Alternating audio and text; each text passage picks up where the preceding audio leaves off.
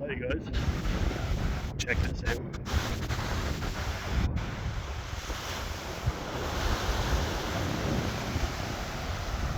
Amazing.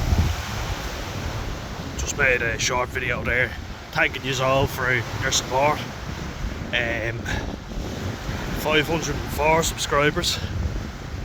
We did it. I'm just really happy about that because I didn't think one person would enjoy. Never mind over 500. Now let's get to 1,000. Then hopefully get this channel monetized. So I'll try not to swear as much as I do. I'll try. Sometimes I look back at it and I go, Dan, was that really necessary? Probably not. But yeah, sorry I haven't been posting as many long videos because I've been out in the beautiful weather, but mostly is like the shorts more than the rants. But it's weird, like one of my videos when I talked about Lucy Letby was literally over 2 hours. It was 2.5 hours, and someone said thank you for posting awareness, but it's a bit long for a video. You know, you're probably better off if you make it shorter so more people will engage. And I thought the same thing, but then I was like, actually this is one of my most popular videos.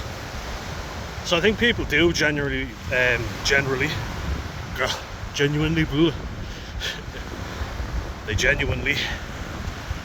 do like you know, in-depth discussions if you've got a good opinion on it anyway, and if you've done your research, you know. So I'm not a psychiatrist, I say that a lot, but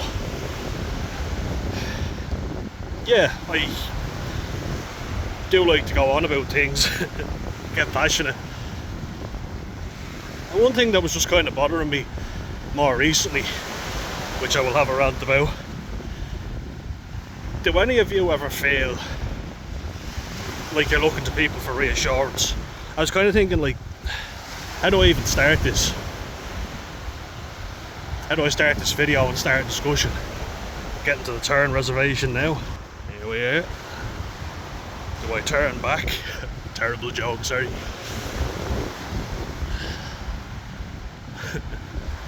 They're thriving. But what I was thinking was, do any of yous ever get to a point where you find yourself asking, what would you do in this situation? What would you do? With a show by John Quinones. It always baffles me, you know, and I find myself doing that a lot, you know. I need a lot of reassurance. Did I do the right thing there? What would you have done? I guess it's important to remind yourself that life isn't a movie, you know. What do I even mean by that? It's a good question to myself. But what I mean is, you know, when you see the movie and you see someone and they're a warrior for justice, as they call it, and I've met a lot of people like this who say, you know, I defended the weak, that kind of Robin Hood sort of thing, robbed from the rich, give to the poor. And then I feel guilty. Why do I feel guilty? Because when I was in a bad mood, I couldn't just turn it off. You know what I mean? When I was fighting with everybody. You know? Someone in school would piss me off, and then I'd take that bad mood home, having gotten into a fight in school. I was desperate for the approval of other people as well. I get really frustrated when people wouldn't accept me into their groups. You know? And I take that bad mood home. Oh, hello. Oh, we're getting close. How are you, buddy? Just be careful I don't step on them. No, this is something that's bothered me a lot, you know, because there's a lot of people who give it the big talk, you know, and I just want to make people feel better about themselves in general, you know, because we all mess up in life. Doing better, I would have said F up. Gonna try not to swear. I'm gonna try my hardest not to. Let's see how we go. want to get this channel monetized. But you know, when you have a fight with a loved one, either a relative or a partner, you know, girlfriend or whatever, boyfriend, wearing this top. I don't judge. I bought it before we went to Benidorm, and my mum told me that all the gay lads over in Benidorm would be hitting on me, so she was like, do not wear that in Benidorm. And I was like, homophobe. My brother gave out to me for it, and it's ironic because he's gay. So I was there thinking, do you want it? Not his size anyway. I look more fabulous in it than he does. I called him a homophobic bastard. That was funny, because he was like, he'd never wear it, and I was kind of like, well, you're the gay one, I'm just supporting you. I'm all about equality. That was a funny one. So I was like, which one of us is actually the gay one? Why not both? Well, that's the thing, like, I try and be accepting, and I try and include everybody, you know, but within reason. And I feel like there's a very stereotypical niche that people have to fit into now, and there's a lot of virtue signaling. I kind of was thinking, where am I going with this? Where I'm going with it is, people are terrified to show their flaws, and I'm trying to show that. I'm trying to be honest about it, and I have a tough time with it. You know, there's times where I think I should have done this, I should have done that. You know, I really messed up here. But trying to be honest about it. And there's a lot of people out there who shite on out of them. Sorry, I had to shite on out. But they'll say, oh, you know, nobody bullied me, you know, I took down the bully and I dealt with them, you know. If anyone does this, I'll do this. Nobody messes with me, you know, that kind of shit. And when you meet them and you're actually out with them, they're full of shit. They're so full of it. Unless they're with a big group of their mates, they do absolutely nothing. They don't look after the little guy. If anything, they're the ones that actually pick on the little guy. People just change so much when they're around different people, and it drives me mental. You know, it's like they're a different person depending on who they're with.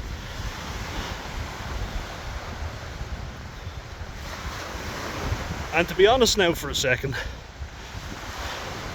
there's been many occasions recently, and I spoke about them, you know, where I didn't want to get involved. You know, I didn't want to have any hassle. And I'll be brutally honest with you, you know, the thought of getting into a row with people, you know, strangers, it's easier to get into a row with people you know, isn't it? That's why we hurt the ones we love so much. We hurt family members. It's because we're comfortable around them, you know, we feel more comfortable saying hurtful things because we don't really mean it, right? But how many of us call out bullshit when it happens? Very few from what I can see.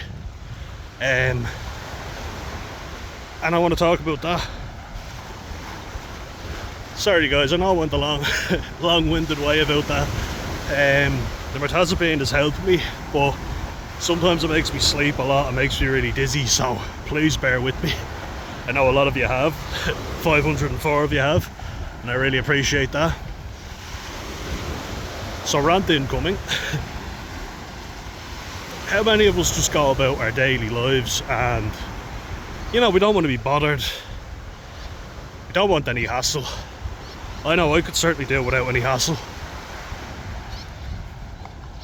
But how many people do you meet that say, oh, when I see a marginalised group getting picked on, I'm straight in there. You know, if I see someone getting picked on, I stand up for the little guy, you know. How many of them actually do it? It's another thing.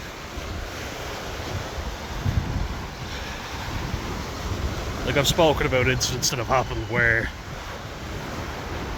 I've gotten on public transport and because there's no security on it at all in Ireland, I don't know what it's like where you live, the rest of you. I know people from the US have said the same thing. Saw public transport in San Francisco and Portland, Oregon. My God. Thought it was bad here. It's even worse there, but I get you. You know, I understand to a degree. You know, people just sitting there and not really feeling like they're empowered to do anything. Before I keep on going on, just look at this. Just zoom out. Turns are all over there, look. Check them out. Look. Beaming with wildlife. Ooh.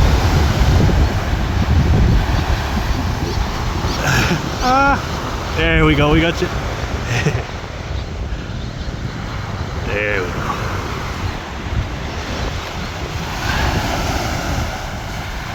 Oh, this place is absolutely beaming with wildlife.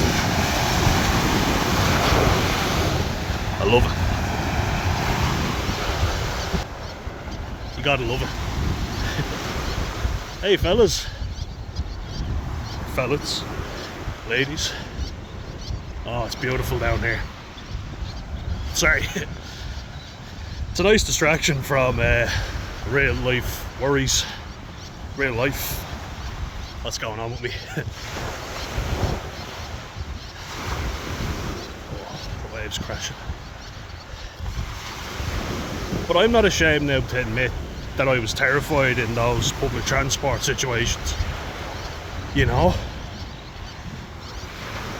Let's have a look at it, you know, and let's see for a second. And I want you to leave in the comments section down below, if you're watching this far,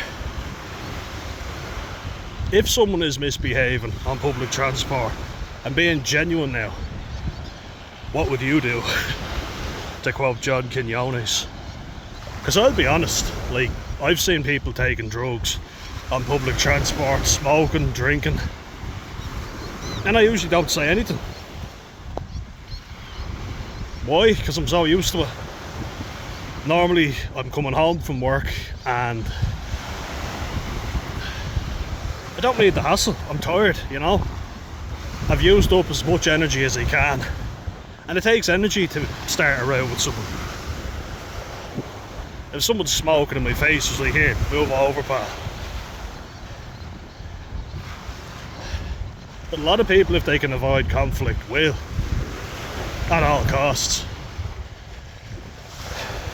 And I've been conditioned that way, you know.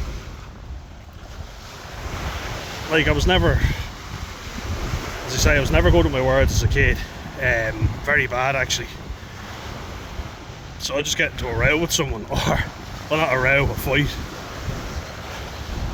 I used to just hit people, but you're not allowed to do that, because we condemn violence, don't we? It's very wrong. And that's a good thing, you know, it is. But it also means that we allow people to be a lot sarkier, because there's no repercussions. You know, they can do what they want and there's no repercussions for their actions. People are a lot more scared about getting involved. So when I talked about the incident last week with you know, people just being arseholes on jet skis, and there were kids going by, and as in there were kids swimming, people in paddle boards as well, and trying to enjoy themselves. And these dickheads on their jet skis cannot just be thoughtful and mindful of other people. It drives me mental. But I'm nervous about doing anything, you know.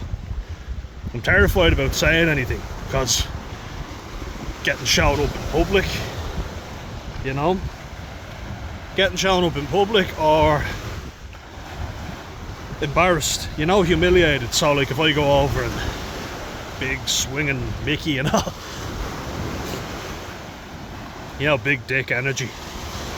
It's like, you stop that now. And then if someone says, oh okay, and then they cower and they do what I tell them, I've somehow got a win. You know what I mean? I won because they did what I said. But if they laugh at me and carry on doing what they were doing, then it's kind of like, oh, you really showed them, didn't you? Whereas if you do nothing, you avoid any of that hassle. There was a bunch of first aiders, as I was saying, and one of the lads said,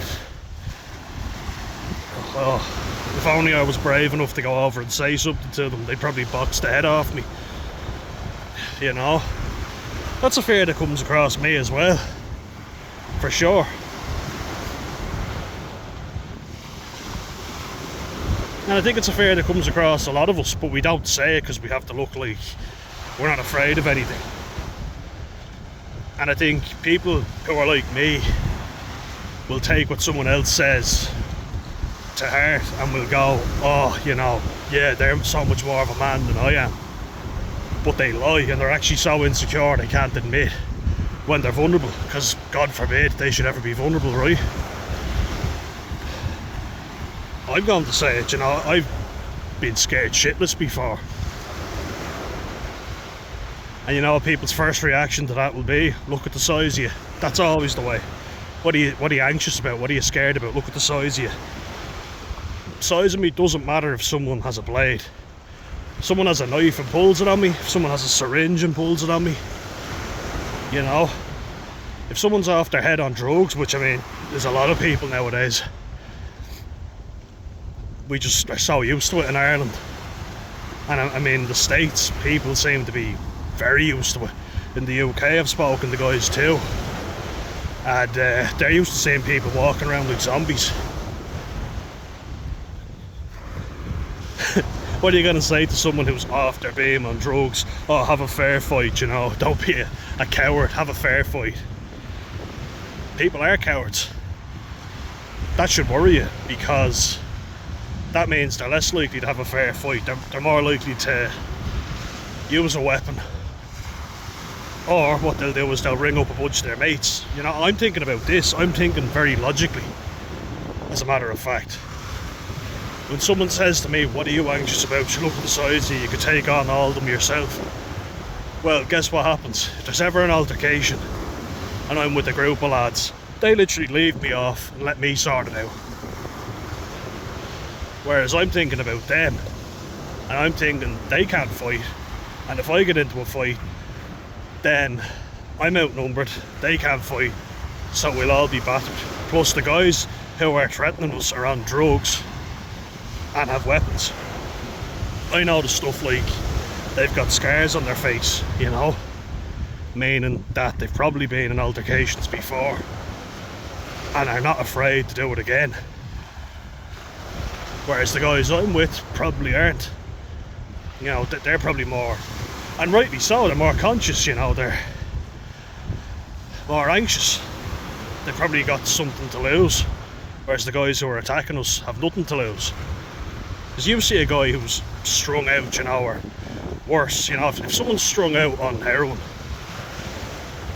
generally they're probably not going to do anything to you unless they're getting their next fix. In which case, be very worried, because they'll do anything to get that. But if they are strung out and they've taken something, they're falling all over the place. It's actually quite upsetting to see, you know. But if someone is on a stimulant, like cocaine, which is massive in Ireland, geez, it's huge, you know. Like, I'm not someone who ever would have thought I'd do drugs. Barely thought I'd touch a drop of alcohol. But it's just been so normalised. So class A drugs, nothing wrong with that, you know. Class B, certainly nothing wrong with that. Smoking a spliff or whatever. And I mean, I can kind of see that. Irish Celt, we were talking about that, where you say a joint helps you, but you don't drink. So, like, fair enough. Plus, if someone's smoking weed, I think you can testify they're not going to attack someone. Probably not anyway, whereas with alcohol, let me ask you, whoever takes coke or heroin, if they haven't drank beforehand, very unlikely. I'd say they've at least touched alcohol before in their life. Be very rare if someone starts out on heroin, wouldn't it? I'd say alcohol has crossed their lips at least once. But cocaine's something that I'm definitely very worried about. You know, if you see someone who is on coke and they've been drinking, you know, they look like they... And we all know the types, don't we? Someone going around the tracksuit with cuts all over them at a certain time of the day, hassling people, probably don't have a job, probably on the dole. I mean, it's an assumption to make, yeah. But if you are working, you're probably nervous about losing your job if you get into a fight, I would say. You know? Or you're nervous about showing up to work covered in cuts and having to explain it to your boss. If you've got kids, you know, a wife, and you want to be a good role model for them, there's certain things that stop you from acting out. And there's fear as well, obviously. That's why I'd say it's harder than ever to be sober. You know, it's something that really goes through my mind. I'm thinking of every possible scenario. So when you get to a situation where you're like me and you're stone cold sober, you're just trying to have a good, pleasant swim, you know. You're on antidepressants which are sapping your energy, but make me feel less anxious, so I am happy about that. But you find yourself kind of going, oh, don't need the hassle. But then I'm like, but the safety of other people, I'm worried about them, you know. And then I think, okay, yeah, I'll go over and march over there and tell them what's what. What's that going to do? Better solution would have been, which I did, call the Coast Guard. What happened? They came out and everything was sorted. Probably not the macho thing to do, but I was more concerned about people getting hit with a jet ski than my own ego. You know? Like, we live in a culture now that says, oh, if that were me, I wouldn't have let them do that, or I would have done this. Would you? Yeah, sure you would. Like, when I talk about examples like antisocial behaviour in Ireland, and that the gay couple that were fighting, you know, they were like, I don't care. As let's go back to that t-shirt every time someone thinks that I'm homophobic or whatever. Who in their right mind would wear this t-shirt, am I right? If they were hateful and xenophobic. But no, I didn't care what you were attracted to, you know. Live and let live, fair enough. The behaviour was what I was worried about. I don't think anyone was having to go with them for their sexuality, but they were holding each other, and you know, they were about to ride in public, do you know what I mean? Have sex like on a public bus, and there's a dad with his family, and in fairness to him, he said, sorry, would you not do that, like, have a kid on board? And of course these people aren't used to being told no. By these people I mean scumbags, you know, who get their own way all the time because they're loud and obnoxious. And if anything happens, you know, like if that dad hit one of them, you know what had happened to the poor fella? He'd go to prison. Or those two lads would have a group of people waiting to attack. Because I've seen it. You know, they get on the phone to their mates and they're like, oh, we've got this fella here, we're going to sort him out. And within half an hour or so, it's about 20 lads ready to kick someone's head in. That's what I think of. And I think, how will my actions impact that, you know? Am I going to let my bruised ego get me killed? Because if it's just words, you can walk away. And I would recommend you do. If you're a man and you've got things that you care about, You should care about yourself first and foremost, you know, which I haven't even mentioned, but you should. You're worth living, you know what I mean? If it's a case where they're like, give me your phone, give me your wallet and everything, absolutely defend yourself, you know. If it's someone asking for €1 or whatever, I'd probably be of the opinion now, yeah, here you go, pal.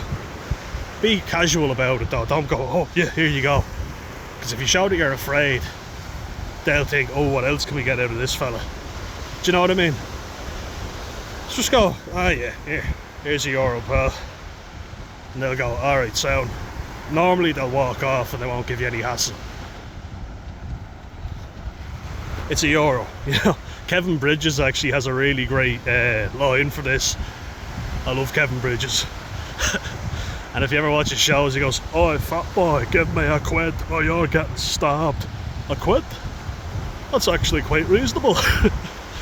Because it would be an utter inconvenience for me to be stabbed. I've got a show on, pal. Here you go. That's a very good rate you've got going there. I'm paraphrasing, but it was gas. Basically, like, first he goes, "Are you referring to me as fat boy because I'm on a diet, pal?"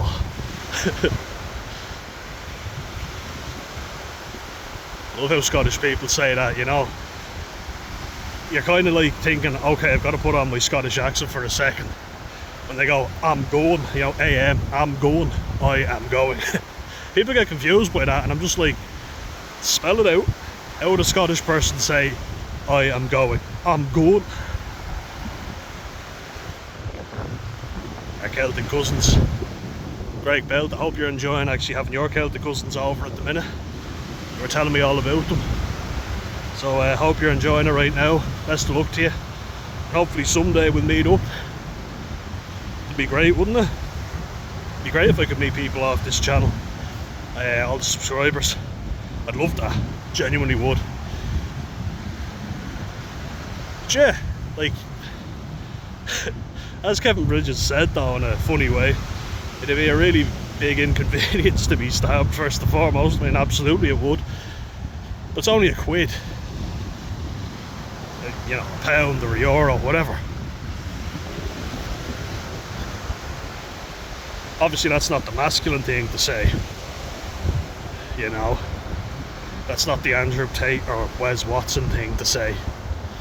You know, these new fake alpha males, where they're just trying to intimidate everybody and threaten people all the time, make their presence known and be really over the top aggressive,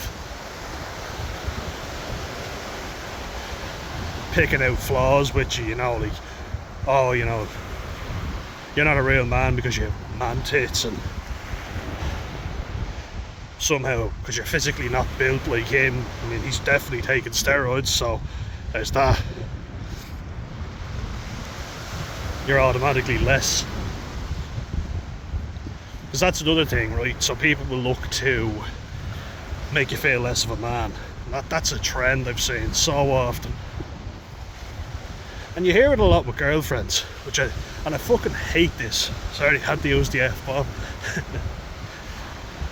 I hate when they go, "A real man would have done this," you know, or they're always bitching to their boyfriend if they're not happy about something, getting the boyfriend to go up and complain about stuff. And you can see it in his face that he doesn't want to do it. But a real man wouldn't let his girlfriend be upset. And he's trying to keep up to these unrealistic standards. But more on that in a second.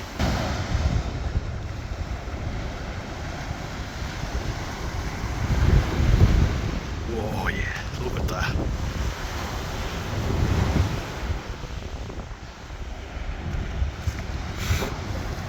Beautiful, isn't it? Do you know, like, if a hotel room isn't ready when they said it would be, a real man would have told them this and a real man would have done this. Like, fuck off. You see a lot of henpecked lads, only my age, you know, very young, and they're always trying to keep up and keep the missus happy, as they say. And I'm there like, as an 18 or 17 year old, they were saying this, "Oh, I better get the missus something for our anniversary or she'll have a mare." mate, you're 17, 18. You see all this shit online. They want to be really grown up, when in reality we're more immature now than we ever were.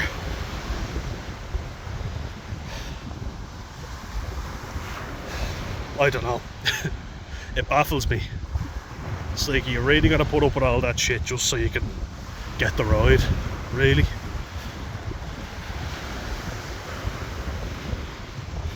It's a crazy world we live in, it really is.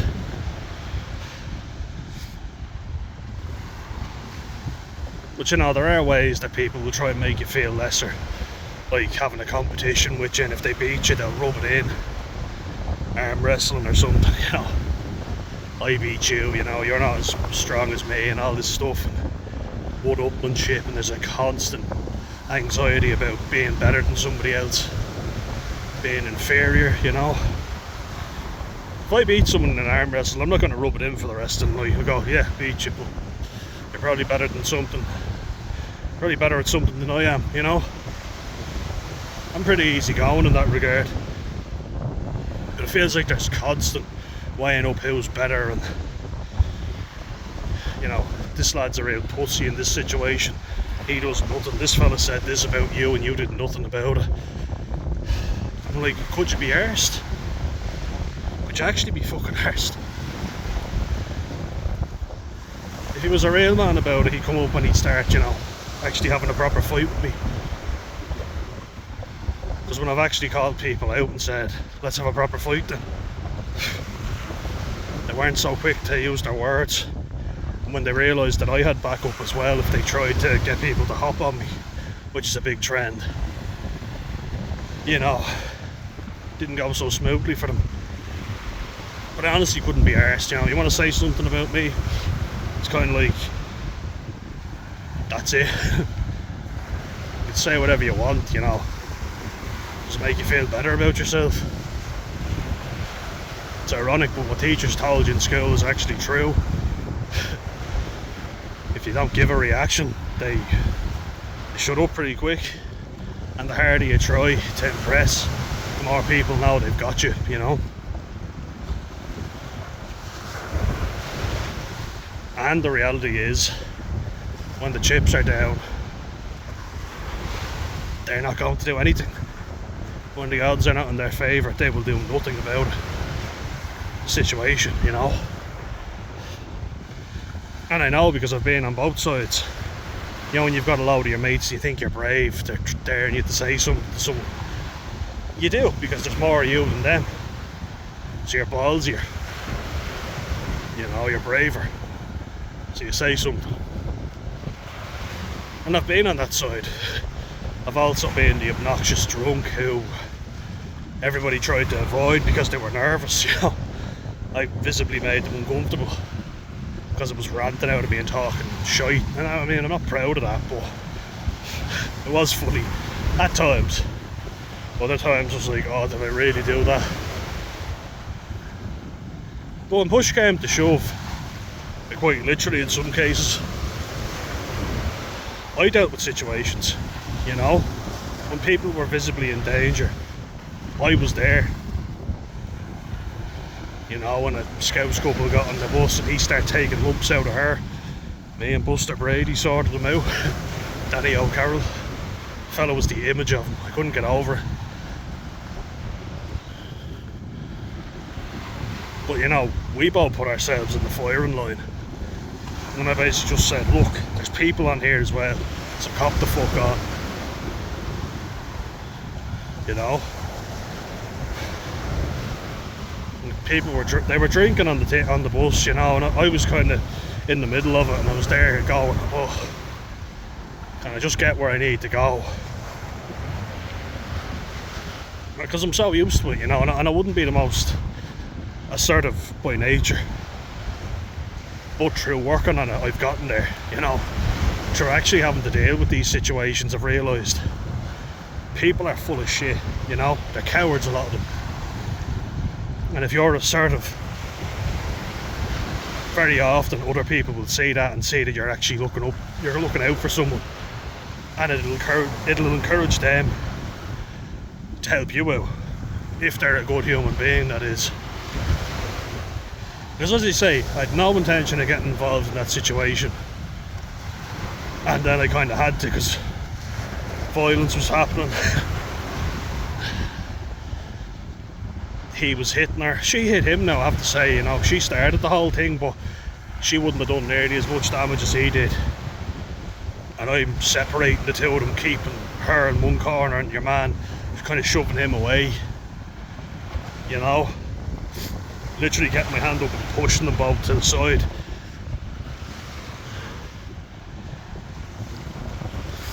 Bus driver having to get involved as well. And then the other situation where the lad's threatening the family, and I got up and I shouted at him and told him, do not do that, you know. Nobody else was doing anything. And I was like, I can't in all consciousness sit here and do nothing.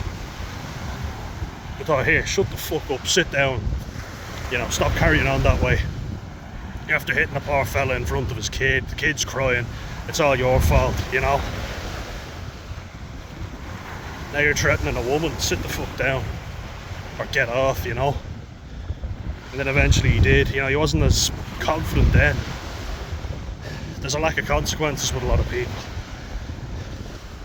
unfortunately. And I go on about this incident, but when there was young girls and they were going somewhere, you know, on the dart, and the young fella tripped her up and she fell under the train tracks, and everybody's like, where are the real men? I think it's a mindset problem, isn't it, more than anything. People are afraid to do anything because they're afraid of getting attacked. It's not my problem, somebody else will deal with it. You know, if it was their own girlfriend, I'd say, like, of course they'd probably do something about it, and if they didn't, then jeez, I'd be advising that girl to find somebody else. But I've also talked about, and I mean, maybe not, because me and my brother have looked after other people's girlfriends. They didn't seem to care less. You know, walking around Dublin city centre, which is very dangerous. It's gotten even worse. I avoid it like the plague now if I can. But preventing a situation from happening seems to just go over people's heads. Get ahead of it, you know. Don't let it get to a stage where people are threatening you. Look like you've got your wits about you, because if you look vulnerable, it's been proven, people will try and have a go at you, you know. And we know this for a fact. One thing to come out of all these wonderful studies that we see is we know people will target certain groups. If you look vulnerable, they will look to intimidate you. It's simple as. So look like you've got your wits about you. Go out in large groups, I would recommend that, you know. Especially in Dublin city centre at night. It seems like even in the daytime now you've got to do it. But I have looked out for people and stopped the situation getting out of hand. And sometimes when it looked like it was, because of how the girl was carrying on, I put myself in the firing line. When I knew for a fact that the guy I was putting myself in front of could have beaten the living shit out of me, you know. I'm not so blind that I didn't know that. Which would have caused me a lot of shame before, but I'm kind of proud of myself, because that's courage. Someone who's not great with their words would have probably lost the fight, but I had the balls to put myself in there, you know. And the lad was built. I wasn't overly aggressive. I was just like, here, look pal, she's not into you. She shouldn't have let him on though. I do feel like women have a responsibility. Now nothing happened, you know, nothing happened at all, thank God. She was my friend. But a lot of people said to me she shouldn't have carried on that way, and I was like, what do you mean? I never even thought about it, you know, because that's normal. That behaviour is acceptable, but it shouldn't be. You know, it's a fucked up world that we live in. I mean, it always was, let's be real, but what I'm trying to do is get you to realise that, see how other people are in situations. see how they actually act, you know, when the chips are down. How do they behave? Because from what I've seen, they behave obnoxiously and flipping it around. I've seen very nice girls getting treated like absolute shit by fellas, you know, but yet the girls keep going back to them. They don't go to these nice fellas who will actually put their needs ahead of their own.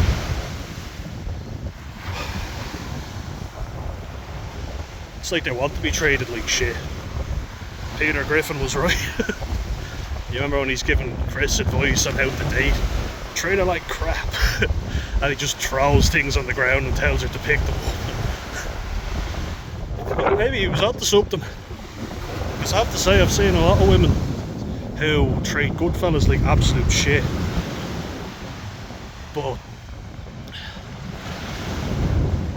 you know, they tolerate abuse from really bad fellas. I think it's the assertiveness, you know. Confidence is definitely an attractive quality for sure, you know, without a doubt. No, it's definitely an attractive quality, and look, I even find when I'm out, I swear this t-shirt is having an effect on me. It's definitely having an effect, but like, if you see a handsome fella with you, but he's an attractive guy, but he's confident, and I mean genuinely confident. Confident people don't have to put other people down all the time. Remember that. You kind of go, I see the appeal, you know, and I've seen fellas who, there's just an air about them, you know. You get a presence with them, and they make you feel better about yourself. They really do, you know. That's why I keep harping on about the importance of good male role models.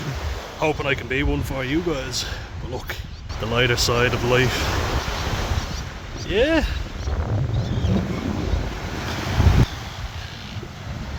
Like, I was only talking about my brother. Sorry, I was only talking to my brother about this. We're on much better terms now, you know. He's a good lad, he is. We have a good laugh together. We're just at each other's throats a little bit, you know. But he's the only one who gets it, you know, because we've lived in the same environment, and it's so annoying how we've had no good male role models. It's really annoying. It's very frustrating, because they do just put you at ease, you know. And then you can look to them and go, those are the qualities in that person that I like, and I will aim to be like them. I might not always get it right, but you've got someone you want to be like. Does that make sense? You know,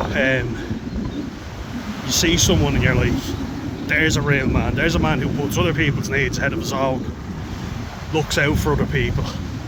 I want to be like him. And like, seeing them on the telly is not the same as having them in your life. You know? And I'm trying to do the reverse of that, because I've had terrible male role models, and it's nice to have someone who goes, yeah, you're right, you know, it's not just you. Like, I see it, and I say to him, look Sam, I know I sound like a broken record, but he's like, no, look, I know where you're coming from.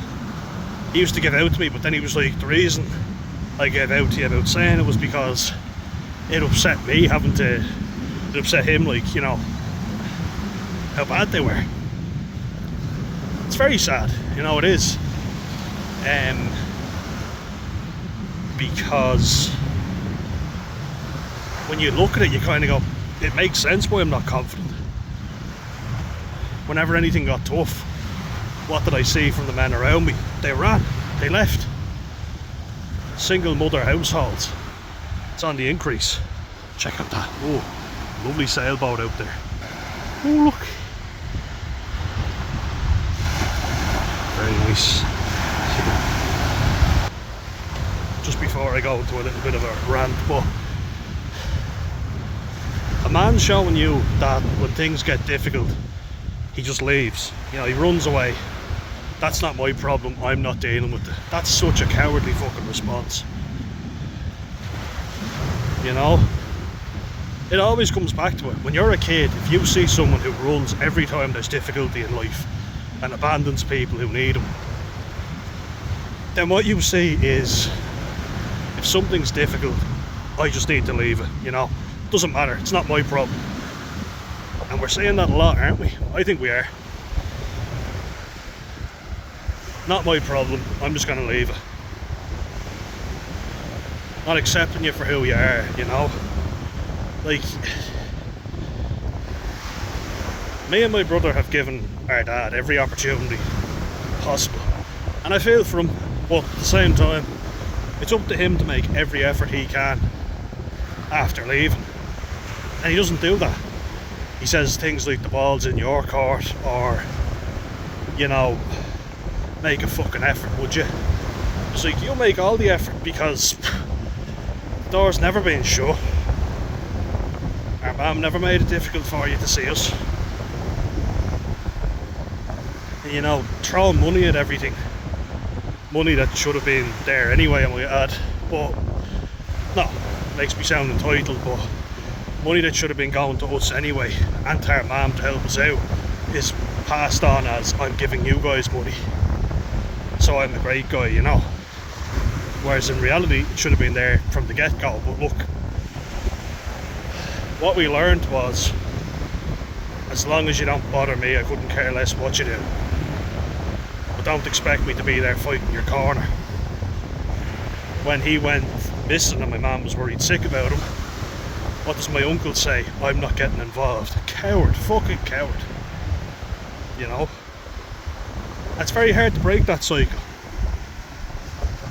And then you know what you find yourself doing when you are repulsed by stuff like that?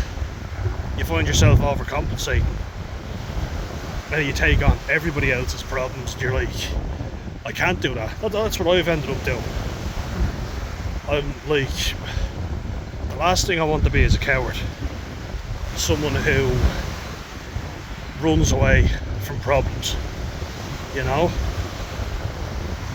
What I've ended up doing instead is taking on too much and breaking myself down, because I don't know my own mind, you know, and I've talked about that before. You end up not knowing yourself because you weren't allowed to have a self. It's like I couldn't communicate with people.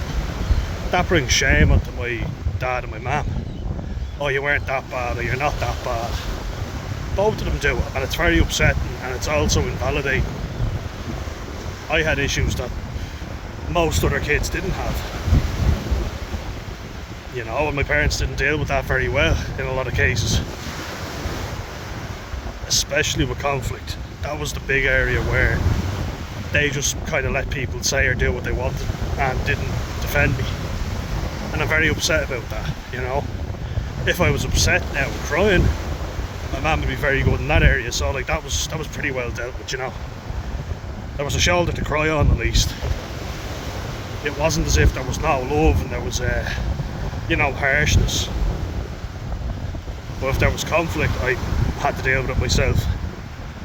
My parents just apologised for how I was,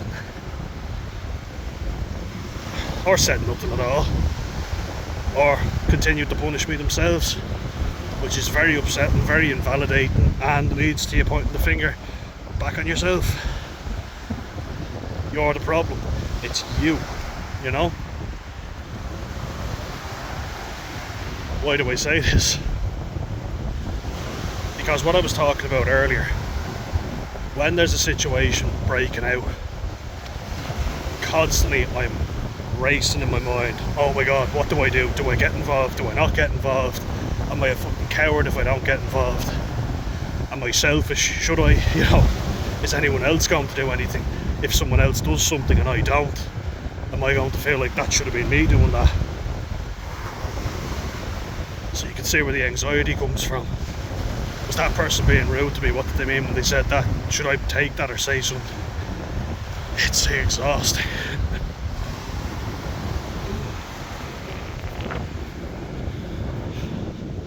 If I don't do something, nobody will. That's what it comes down to. And then when I do something, everybody's very good at criticising. Oh, now you've started something, you've started a situation. Even just wearing this t-shirt, which has become big talking point. My mum and my brother said, I'm not going out with you looking like that, you know, the stadia. I'm not going out with you wearing that t-shirt. When both of them don't really leave the house. They don't do an awful lot. And if they do anything, it's kind of on their own, you know. My mum stayed in the house so much or barely went out that one of the neighbours joked, I thought you were buried under the patio by your two sons. And she's from Newcastle, she's a Geordie. She's like, I thought you were buried under the patio.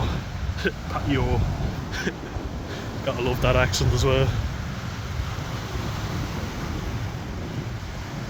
But yeah, I'm coming at it from a very misguided point of view. Because a cowardly father will say stuff to you like, look at the size of you, you're big enough to deal with this yourself.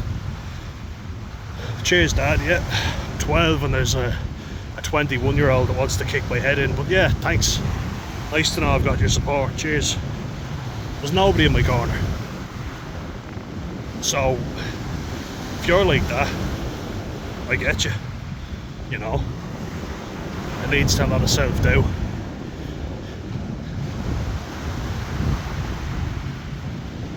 Like, I was selectively mute. I could talk to my family, people I was close with, but I couldn't talk to strangers. It was just too uncomfortable. I was like, I don't know you, bye. And if you can't use your words, you know, and be quick with it, how the hell are you going to be assertive? I've gotten that purely by life experiences, nothing else. A lot of trial and error, a lot of taking on tasks that I was very uncomfortable doing, that have worn me out, you know, like driven me into the ground. But they have given me something from it. I know I can't do that ever again. It's too much. And at the same time, I picked up valuable skills, such as being assertive, dealing with customers, you know, in a situation where you're not allowed to throw haymakers, but you have to stand up for yourself with words.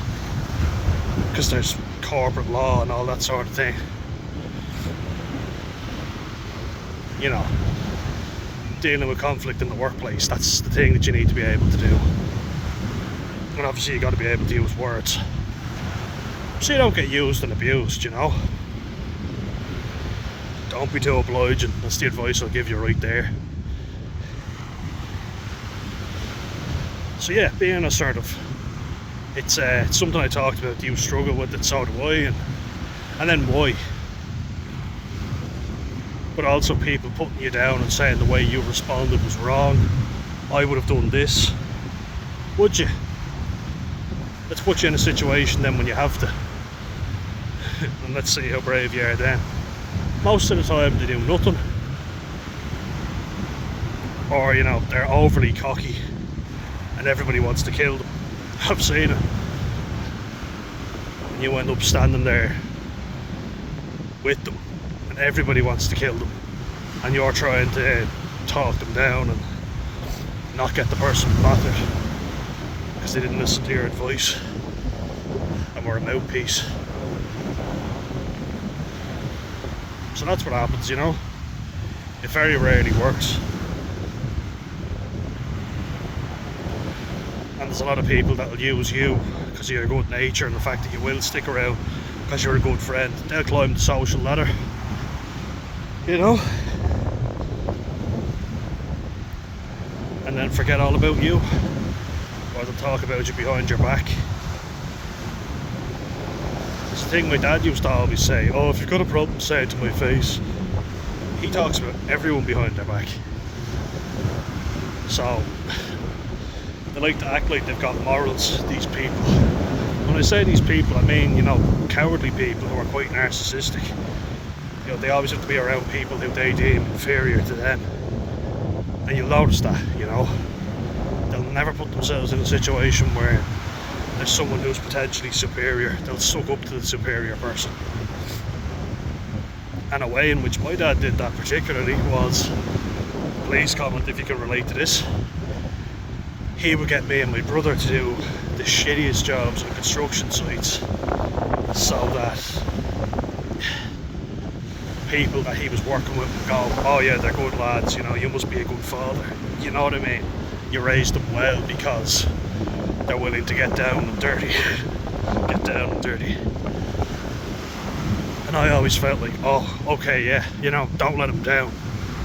He'd always say that, don't make me look bad, don't let me down. And then he'd shower you with praise if you did what he wanted. But God forbid you didn't. Then it was, oh my God, you made me look terrible. You know, I pulled strings. Fucking Geppetto, that's what he's like.